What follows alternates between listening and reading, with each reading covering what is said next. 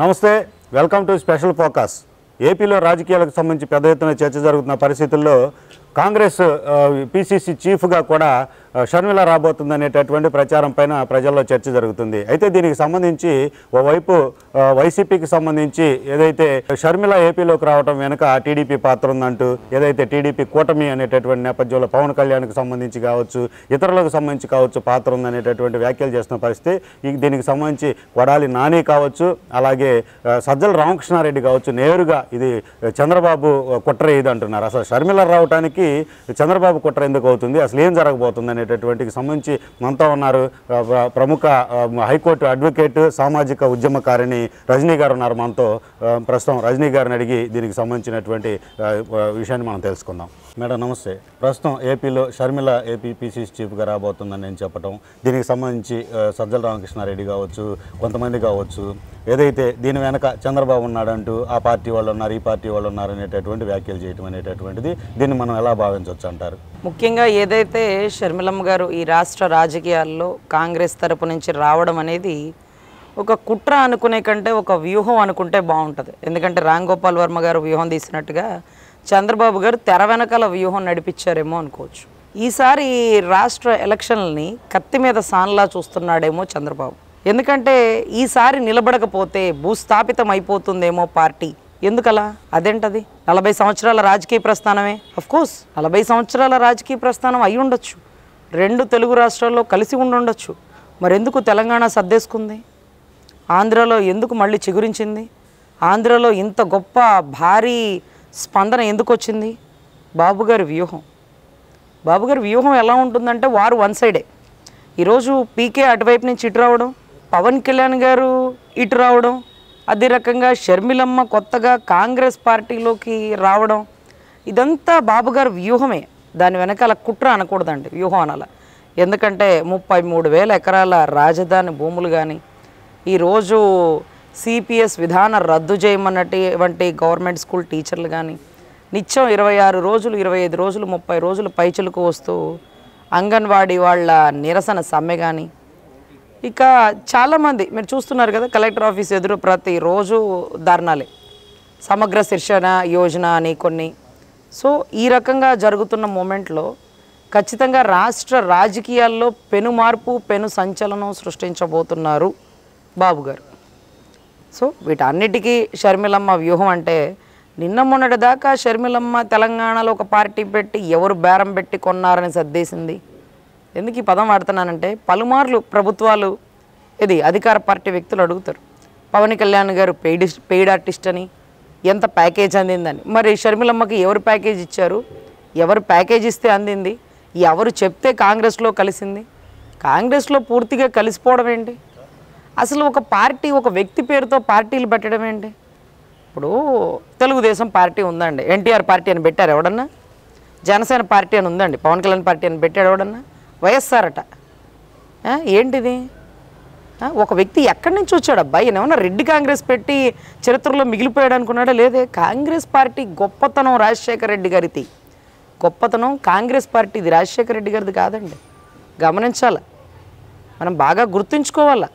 ఆ రోజు కూడా ఏదైతే తండ్రి చావుకి కాంగ్రెస్ పార్టీ మరియు, ఈ పదం గుర్తుపెట్టుకోండి, మరియు రిలయన్స్ వాళ్ళ సంస్థలు, రిలయన్స్ వాళ్ళ అధినాయకులు అన్నటువంటి గౌరవ మన ఈరోజు ముఖ్యమంత్రి గారు, మరి ఇప్పుడు పరిమళ నత్వానికి రాజ్యసభ సీట్ ఎందుకు ఇచ్చినాడమ్మా? G20తో రిలయన్స్ వాడితో పత్తి వ్యాపారం ఎందుకు చేస్తున్నాడమ్మా? అంతకుముందు ఊళ్ళో ఒకచోట అరచోట ఉండే రిలయన్స్ వాళ్ళు ఈరోజు పెట్రోల్ బంకుతో సహా, రిలయన్స్ ఫ్రెష్తో సహా, కూరగాయల నుంచి పెట్రోల్ వరకు ఇది ఉంది అది లేదు అనకుండా రిలయన్స్ బట్టల షాపులు, రిలయన్స్ మందు దుకాణాలు, ఇది ఉంది అది లేదని ఉందా? ఏంటది? రాష్ట్రం అంతా వ్యాపించేశారు. ఎవడి అదును చూసుకొని తెలంగాణలో ఎంత చేస్తున్నారు, ఆంధ్రాలో ఎంత చేస్తున్నారు? ఆంధ్రాలో ఎవరు చెయ్యందించారు? ఏ హస్తాన్ని తిరగదిప్పి చెయ్యందిస్తున్నావు నువ్వు ఈరోజు రిలయన్స్కి? సో ఖచ్చితంగా అండి, ఒక తప్పు చేసి అవతరోడి మీద నెట్టడంలో గౌరవ ముఖ్యమంత్రి వర్యులు కీలక పాత్ర. తండ్రి జావుకి నారాసురుడా అన్నారు, చంద్రబాబే కారణం అన్నాడు. వివేకానంద రెడ్డి గారికి నారాసుర రక్త చరిత్ర రాశారు. వీటన్నిటికీ కారణం షర్మిలమ్మ గ్రాండ్ ఎంట్రీ అండి. మనం గమనిస్తే ఒక చిన్న లాజిక్ అండి, వివేకానంద రెడ్డి గారు చనిపోక ముందు నుంచే తల్లి చెల్లి గడగళ్ళాడిపోయారు. ఎందుకని?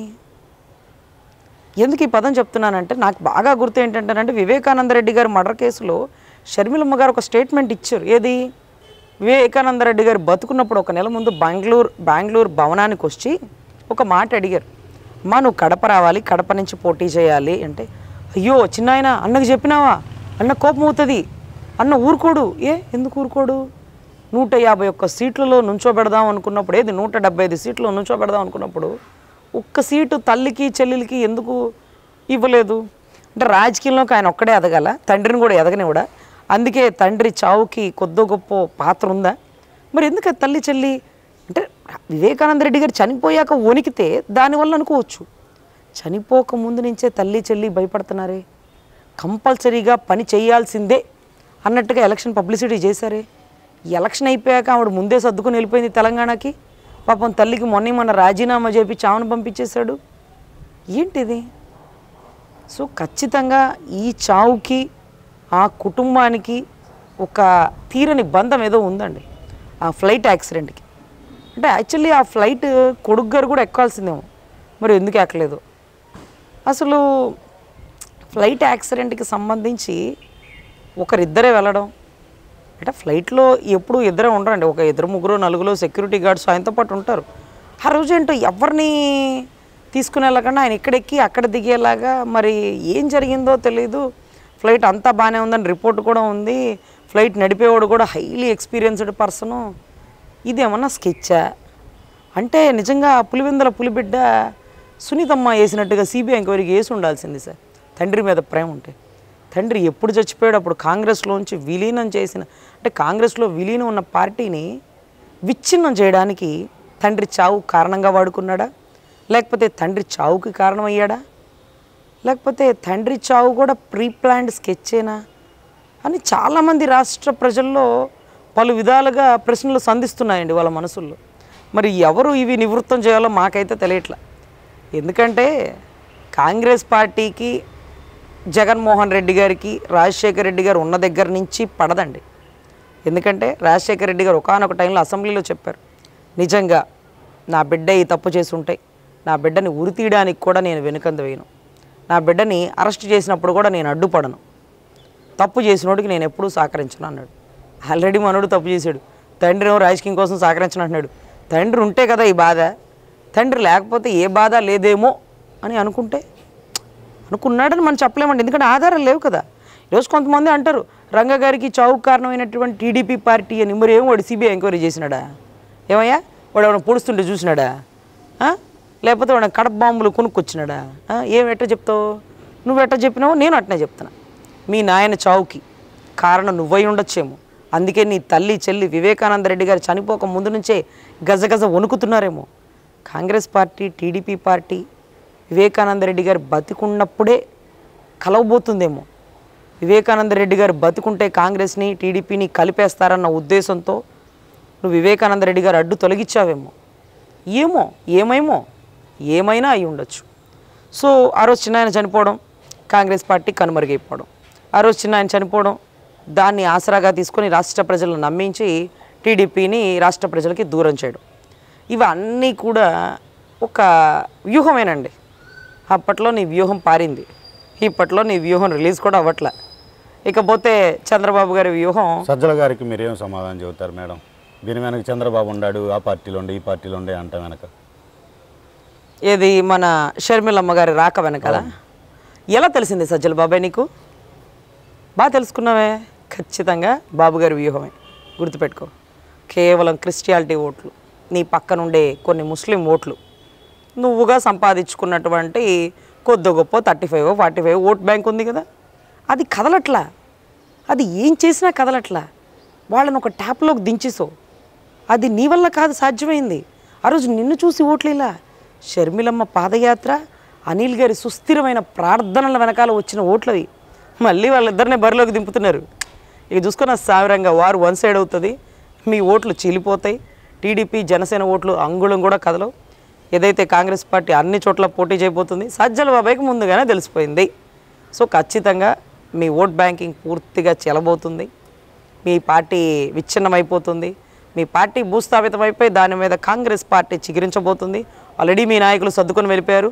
సుమతి, కాలమతి, మందమతిలాగా నువ్వు ఒక్కడవే మిగిలిపోతావేమో చూసుకో. Thank you madam. ఇది ఈ టాపిక్కి సంబంధించి చూస్తే కనుక రజనీ గారి యొక్క అభిప్రాయానికి సంబంధించి చూస్తే కనుక ఏపీలో ఏదైతే షర్మిల మరల ఏదైతే రాజకీయ అరంగేట్రానికి సంబంధించి వైసీపీ ఆందోళన చెందుతున్నటువంటి పరిస్థితి చూస్తే కనుక వైసీపీ వైపు ఉన్నటువంటి ఏదైతే ఓట్ బ్యాంకుకు సంబంధించి వైసీపీ ప్రలోభాలు మాయాజాలానికి సంబంధించి బైండ్ అయినటువంటి ఏదైతే ఓట్ బ్యాంక్ ఉంటుందో అదంతా కూడా కోసాలు కదిలిపోయే పరిస్థితి వచ్చిందని ఆందోళన చెందుతున్నట్టు తెలుస్తుంది అనేటటువంటిది. ఇక సుమతి, కాలమతి, మందమతి లాగే అందరూ సర్దుకుపోతున్నటువంటి పరిస్థితి, దీపం ఉండగానే ఇల్లు చక్కబెట్టుకునే పరిస్థితులు, చివరికి మిగిలేది సజ్జలేమో ఒకసారి వెనుదిరిగి చూసుకోవాలి, ఒంటరిగా మిగిలిపోతాడేమో అనేటటువంటి అభిప్రాయం కూడా తెలుస్తున్నటువంటి పరిస్థితి అయితే ఉంది. రాజశేఖర రెడ్డి మరణం వద్ద నుంచి కూడా కాంగ్రెస్ను ఏదైతే విడగొట్టి బయటికి వచ్చినటువంటి జగన్మోహన్ రెడ్డి ప్రస్తుతం మరలా షర్మిల రాకతో మరలా రాజకీయంగా భూస్థాపితం కాబోతున్నాడు అనేటటువంటి స్పష్టంగా తెలుస్తున్నటువంటిది. ఇది ఈరోజు టాపిక్. మరో టాపిక్తో మళ్ళీ కలుద్దాం. నమస్తే.